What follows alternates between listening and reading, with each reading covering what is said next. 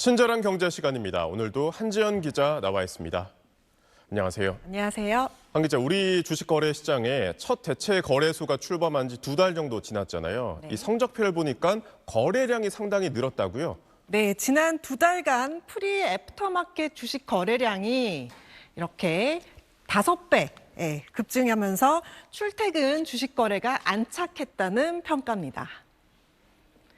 대체거래소 넥스트레이드 모르시는 분들 없겠지만 설명드리면 지난 3월 4일에 영업을 시작했죠. 하루 중 12시간 주식 거래가 가능해져서 원래 한국거래소와 공통으로 정규 거래장인 오전 9시부터 오후 3시 20분까지 운영도 하고 별도로 정규 거래 시간 전후로 프리 애프터 마켓인 오전 8시부터 8시 50분까지 50분간 또 오후 3시 40분부터 저녁 8시까지 엽니다. 그래서 최근 프리 애프터 마켓의 주식 거래량은 총 7,700만 주가 넘고 거래 대금은 2조 5천억 원이 넘는 것으로 집계되면서 10개 종목으로 첫 거래를 시작한 이후 796개로 거래 종목을 최종 확대한 지난 3월 31일과 비교를 하면 최근 거래량은 5.1배 늘었고 거래 대금은 5.5배 증가한 겁니다. 특히 오전 시간 정규 거래장이 열리기 전인 50분밖에 되지 않는 프리마켓 거래가 활발한데요.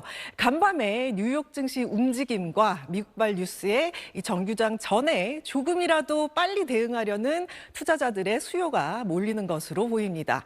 최근 기준으로 전체 국내 증시에서 넥스트레이드가 차지하는 비중은 거래량 기준 15.1%에 달했는데요. 지난 3월 31일 6.6%였던 거에 비하면 점유율이 크게 뛰었습니다. 거래 대금 기준으로 하면 같은 기간에 16.3%에서 30%로 올랐습니다. 네, 이렇게 수요가 몰리고 있는데도 워낙 거래량 규제가 빡빡하다 보니까 규제 완화의 속도를 내야 한다, 이런 목소리가 나오고 있다는데 현행 규정은 어떻습니까? 네, 현행 규정을 좀 보면요. 6개월간 일평균 거래량이 시장 전체 거래량의 15%를 초과할 시에 이튿날, 다음날 모든 거래가 중단이 되고요. 네. 또 개별 종목 6개월간 일평균 거래량이 해당 종목 전체 거래량의 30%를 넘을 시에는 거래가 제한이 됩니다. 물론 넥스트레이드가 시작된 지 이제 3개월이 됐으니까 규정이 6개월이니까 6개월간 일평균을 내려면 당분간 거래가 중단되는 상황이 오려면 적어도 3개월은 더 넘어가야 하겠지만 거래량 한도가 완화가 되려면 자본시장법 시행령 개정도 필요하고 시스템 정비가 돼야 하기 때문에 논의는 빨리 진전되는 게 필요하다는 의견이 많습니다.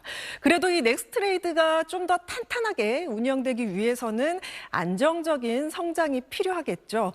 그래서 원래 9월이었던 증권사 참여 확대를 10월 말로 미룬 것도 이 이유에서고요. 출범 전부터 예고했던 상장 지수 펀드, ETF 거래 도입도 무리하게 속도를 내지 않는 분위기입니다. 최근 잇따르는 증권사의 거래 오류가 넥스트레이드 때문이 아니냐, 이런 업계 우려도 의식한 것으로 보입니다. 네, 그런데 이 넥스트레이드 거래를 보니까 외국인 비중이 크게 늘었다고요? 네, 그렇습니다. 출범 첫 달인 이 3월에 외국인 비중이 0.4%였는데요. 6월 들어서는 이 9%의 진입을 눈앞에 두고 있어서 비중이 20배로 쑥 늘었습니다. 사실 개인 투자자만으로 넥스트레이드가 살아남을 수가 없거든요. 이 외국인이나 기관의 대규모 거래가 있어야 시장에서 자리 잡을 수 있기 때문에 넥스트레이드 출범 직후부터 이 개인 투자자 쏠림 문제가 지적돼 왔습니다. 물론 30%대를 넘나드는 한국거래소의 외국인 비중에 비하면 아직 낮은 수준이지만 대내외 경제 불안정성으로 위축됐던 국내 증시가 4월을 저점으로 반등하면서 외국인 자본이 10개월 만에 들어오면서 수급이 개선됐고 그러면서 넥스트레이드에도 일부 유입이 된 것으로 보입니다.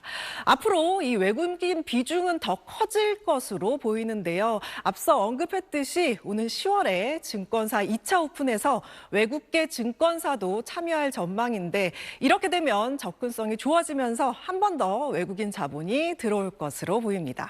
네, 우리 주식시장에 훈풍이 불기를 기대해 보겠습니다. 잘 들었습니다.